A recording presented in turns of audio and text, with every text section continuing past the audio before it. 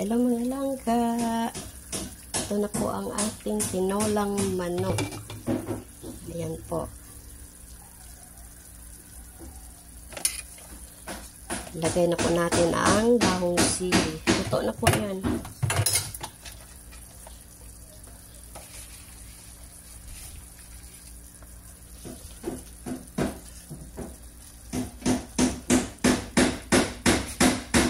Napupukpok yung sister ko. May ginagawang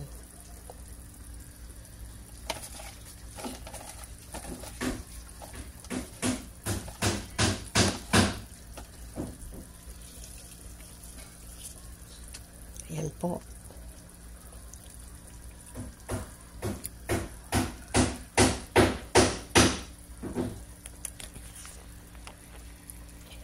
Luto na.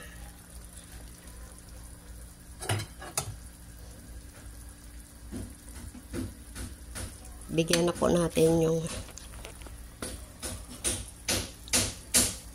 aking sister and brother and my auntie. Ano lang talaga po kung may niluluto po ako, share sa mga kapatid, sa ibang sa auntie. Kasi wala na may ibang magtutulungan, di ba, tayong mga kakamag-anak din. Kaya pag kung anong mayroon, kung anong mayroong blessing na darating, kailangan po mag-share din po tayo.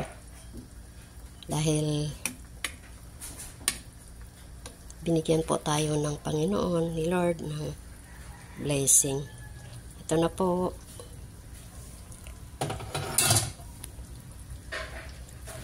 Kulot na lang. Ayos na po yan. Okay. Thank you for watching. God bless all.